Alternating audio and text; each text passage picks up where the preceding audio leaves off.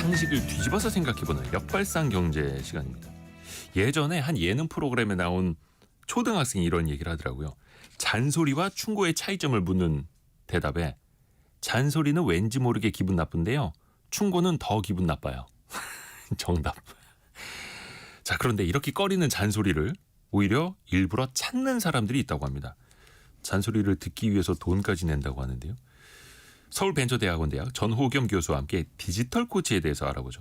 안녕하세요. 예, 반갑습니다. 역발상 경제의 전호겸입니다. 교수님은 어떻게 잔소리를 많이 하시는 편이요? 많이 들으시는 편이요? 저는 하는 경우는 거의 없고요. 즐겨 듣죠. 근데 뭐 생각해 보면 뭐 우리 사실 잔소리가 인생이잖아요. 왜냐면 어릴 때는 이제 엄마한테 잔소리 듣고 예. 결혼해서는 보통 남자는 와이프한테 듣고 네. 그리고 또 남편한테 듣고 그리고 어렸을 때 선생님한테 듣다가 이제는 어른 되면 안 듣겠지. 근데 직장 가면 또 직장 상사한테 듣고. 그렇죠. 그러니까 사실 뭐 이 잔소리라는 게 어떻게 보면은 대상만 바뀔 뿐이지 평생 같이 하는 게 네버엔딩 스토리거든요. 네버엔딩 스토리. 그렇죠. 그러니까 뭐 잔소리는 뭐 같이 가는 거다. 즐겨 들어야 된다. 이렇게 생각합니다. 아니 근데 잔소리를 돈 주고 듣는 사람들도 있어요. 이게 무슨 얘기예요? 그러니까 재밌는 거죠. 잔소리 어릴 때부터 많이 들으니까 난 잔소리 안 들어야지 이러는데 예. 요즘에는 오히려 돈을 주고 듣는 사람이 있다는 거죠. 왜냐하면 예전에 잔소리 싫었던 사람들도 요즘에 듣고 싶어하는 이유가 뭐냐면 피드백이 없이는 동기부여가 잘 안 되는 거예요. 그러니까 예를 들면 우리가 헬스장에서 PT 받잖아요. 예. 근데 그 PT 사실 운동 방법은 너튜브 보면 엄청 잘 나와 있잖아요. 예. 시간별로 그대로 따라하면 되는데 굳이 비싼 돈들을 왜 받냐. 그럼 사실 헬스장 가 귀찮잖아요. 그쵸. 끊고 보통 3일 가고 안 가는 게 이제 룰인데 이제 운동하러 가야 되는 이유도 만들고 누군가 자꾸 나를 보고 압박해 주면은 압박과 동시에 안정감도 느끼면서 이거를 해야겠다 생각도 하게 되는 거고요. 그리고 또 워낙 현대인들이 바쁘잖아요. 뭐 학생일 경우도 있고 뭐 직장인인 경우도 있고 다중을 많이 역할을 하다 보니까 정보도 많고 이러다 보니까 현대인 피로감이나 인지적 과부 속에서 자기 효율성 극대화되다 보니 차라리 비용을 지불하더라도 잔소리 즉 케어를 구매해서 듣는 거죠. 그러니까 나의 좀 의지를 좀 보강하기 위해서 헬스장에서 PT, 코치님한테 PT 받는 것처럼요. 근데 디지털 코치를 채용한다는 건 어떤 얘기예요?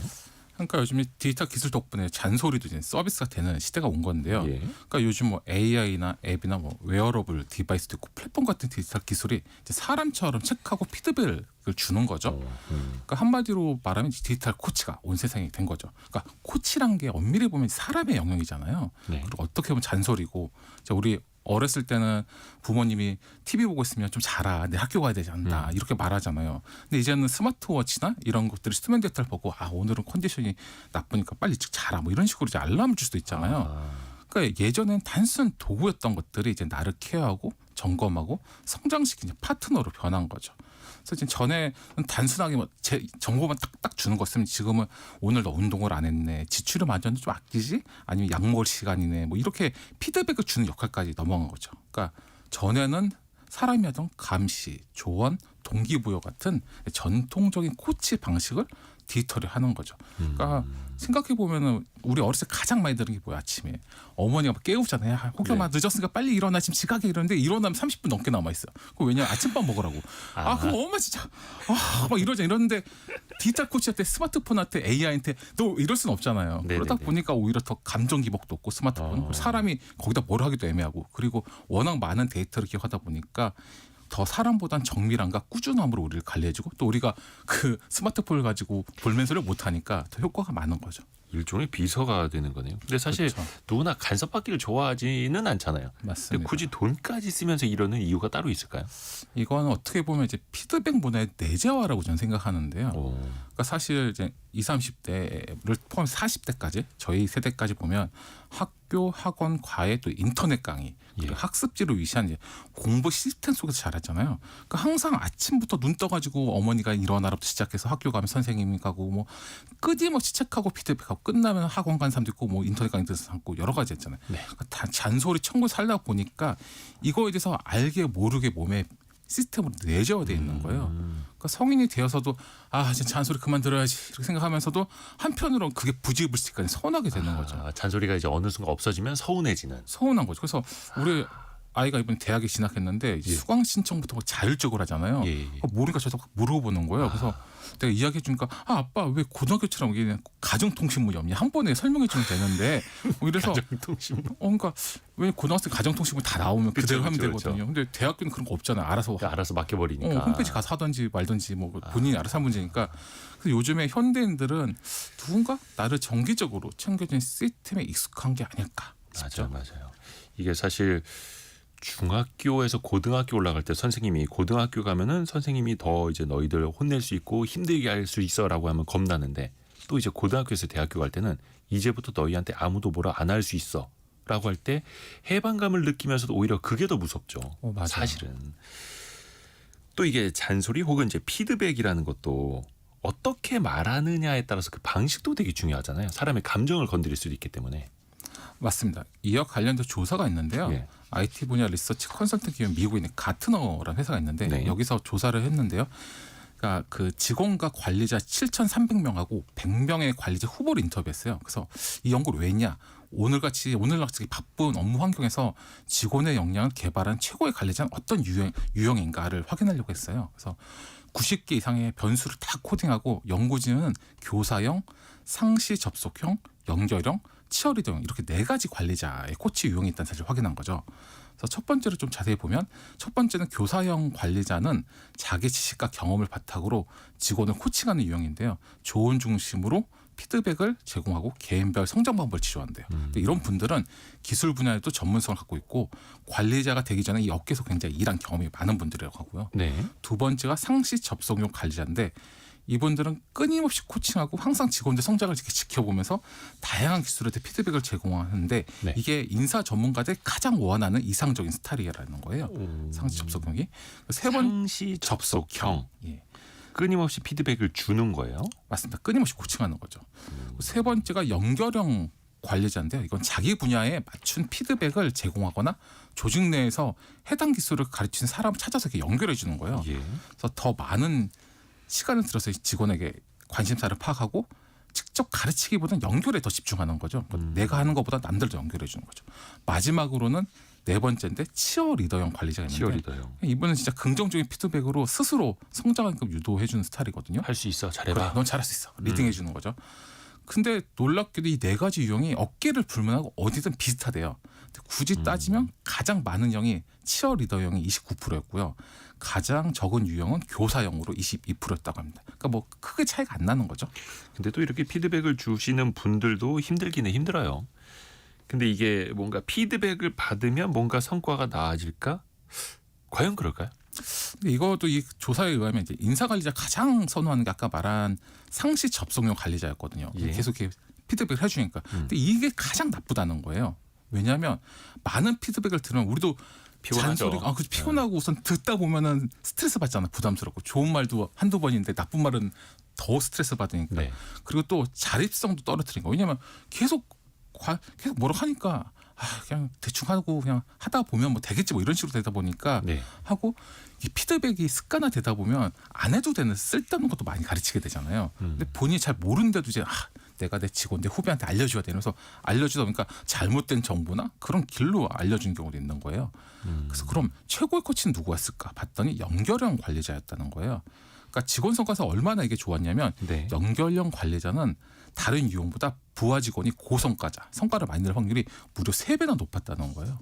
그러니까 하나하나 뭐 참결하지 않고 해당 분야의 전문가를 연결해 준다라든지 그런 식으로만. 맞습니다. 약간은 좀 간접적인 거네요. 맞습니다. 이게 말은 코치니까 사실 코치가 스포츠 코치 옆에서 계속 보고 체크하잖아요. 근데 이거는 코치라기보단 감독처럼 크게 보고 얘가 부족한 면이 뭐지? 그러면 이거 관련된 사람을 연결해 주거나 부족한 면이 이런 거니 이런 교육을 연결해 주거나 해서 이 적절한 시절에 적합한 사람을 연결해 주면서 진행하고 계속 모니터링 해주는 스타일인 거죠. 그래서 본인이 직접 능동적으로 배울 수 있게끔. 맞습니다. 또 하나 그 디지털 코치. 직접 내가 돈까지 내면서 받는 디지털 코치 이런 서비스는 어떤 게 있어요? 이거를 제가 개인적으로 한 3가지로 한번 나눠봤는데요. 네. 첫 번째는 오프라인 중심, 두 번째는 디지털 중심, 세 번째 하이브리드형을 한번 제가 정리를 해봤거든요. 네. 그러니까 첫 번째 오프라인 중심은 그냥 우리가 다 알고 있는 전통적인 거예요. 아까 말한 헬스 PT라든지 뭐 심리 상담소를 찾아가서 대면 상담을 받는다든지 이런 거 같은 게 큰 특징은 이제 신뢰와 정서도 교감이 필요한 거죠. 근데 단점은 뭐냐면 일정 이상 비용이 소모되고요. 그리고 대부분 직접 찾아가야 된대. 그래서 접근성이 약간 좀 제한이 있다는 거죠. 둘째는 디지털 중심 케어인데 이거는 AI나 앱, 챗봇 뭐 이런 거 통해서 하는 건데요. 그러니까 예를 들어가지고 멘탈 케어 앱이라든지 AI를 통해서 24시간 챗봇으로 뭐 감정 대화로 나눈다거나 아니면 운동 앱이 나의 데이터를 바탕으로 뭐 운동 방식을 설계해 준다든지. 근데 이거는 장점이 이제 접근성이 좋고 비용이 안 든 경우도 많고 들어도 아주 조금밖에 안 들죠. 네. 보통 앱을 깔거나 이러면 되니까. 근데 안타까운 건 사람만이 해줄 수 있는 정서적 안정감이라든지 아니면 이게 데이터화되지 않는 것에서는 조언이 할 수가 없잖아요. 사람은 사실 데이터화되지 않아도 보고 직관적으로 느끼면서 그렇죠. 뭐 해준 게 있는데 그런 걸 못 하는 거죠. 세 번째는 하이브리드 케어인데요. 이거는 AI가 데이터를 수집해서 분석한 다음에 피드백을 해주고 특정 기준이나 뭐 상황이 있을 때는 전문가 연결해 주는 거예요. 예를 들어서 뭐 스마트워치나 뭐 웨어를 차고 자고 있는데 수면의 질이 문제가 있거나 건강에 뭐 이상 신호가 있다 그러면 뭐 전문가를 매칭해 주거나 의료진한테 연결하거나 뭐 이런 식으로 해주는 거죠. 그러니까 단순한 기능이 아니라 사람과 기술이 공존한 시스템인데요. 그러니까 앞으로는 이제 기술이 일차적 판단을 하고 분석을 한 다음에 이게 사람의 연결이 필요하면 연결해 준 시스템으로 가는 거죠. 앞으로는 궁극적으로는 이런 케어가 대부분 다 하이브리드 구조로 가지 않을까 싶습니다. 이게 그냥 단순한 잔소리가 아니라 맞춤형으로 그 사람을 분석해주고 컨설팅까지 해주는 거네요. 맞습니다. 특히 효과가 있는 분야는 어디일까요?